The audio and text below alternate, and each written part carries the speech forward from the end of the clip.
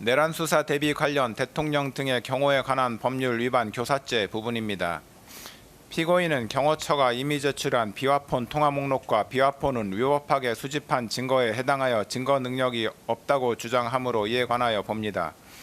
비화폰과 비화폰 통화 목록은 일반인에게 알려지지 아니한 것으로서 그 내용이 누설되면 국가 안전 보장에 명백한 위험을 초래할 우려가 있다는 점에서 군사기밀보호법에서 정하는 군사기밀에 해당함은 분명하고, 피고인이 사용한 비화폰과 피고인의 비화폰 통화 목록은 대통령이 업무와 관련하여 생산한 기록정보, 자료 내지 물품이라고 볼 수 있으므로 대통령 기록물법에서 정하는 대통령 기록물에 해당합니다.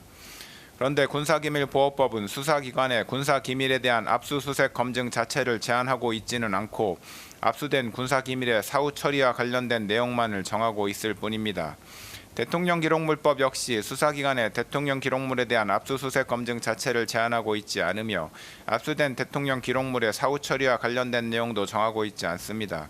그렇다면 수사기관이 적법하게 발부받은 법원의 압수수색 검증 영장에 따라 군사기밀과 대통령 기록물을 압수하는 것이 군사기밀보호법과 대통령 기록물법에 위반된다고 볼 수는 없습니다.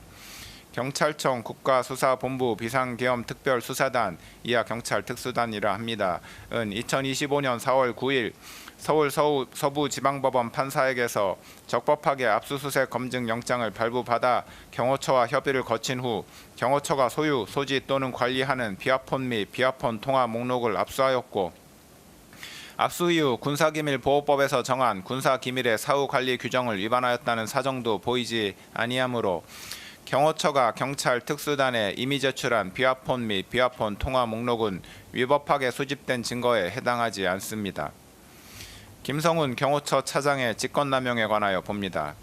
국방부는 2024년 12월 6일 곽종근 특수전 사령관, 이진우 수도방위 사령관, 여인영 방첩사령관에 대하여 직무정지 처분을 하였는데, 경호처장이 위 군사령관들에 대한 암호자재 취급 인가를 해제하지는 않았으므로 군사령관들에 대한 암호자재 취급 인가 자체는 여전히 유효하였다고 보입니다. 따라서 직무정지된 군사령관들이 곧바로 경호처의 비화폰을 반납하지 아니하였다고 하여 그 자체가 보안사고에 해당한다고 해석할 수는 없습니다. 김성훈 차장은 피고인과 군사령관들에 대한 수사가 본격적으로 시작되자 비화폰이 수사기관에 압수될 경우 피고인과 군사령관들 사이의 통화 기록이 확인될 것을 염려한 나머지 보안사고에 해당한다고 하면서 김모 지원본부장에게 비화폰 내 통화 기록 삭제 및 수사기관이 비화폰을 열어보지 못하도록 하는 조치를 할 것을 지시하였습니다.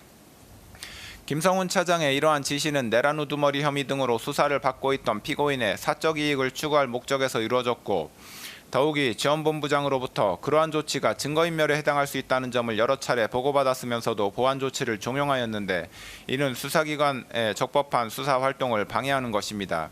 따라서 김성훈 차장은 국가공무원으로서 업무를 수행함에 있어 법령을 준수하여야 할 의무를 위반하였다고 판단됩니다.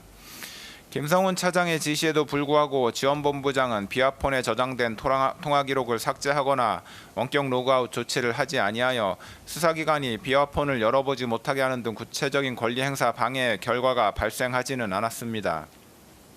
그러나 구체적인 권리 행사 방해의 결과가 발생하지 않았다고 하더라도 대통령 경호법상 직권남용죄는 성립합니다.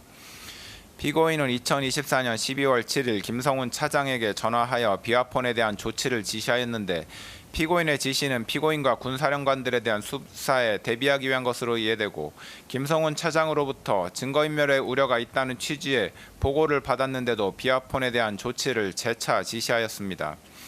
피고인의 김성훈 차장에 대한 위와 같은 지시는 결국 수사기관이 비화폰을 열어볼 수 없도록 조치하라는 것이었습니다.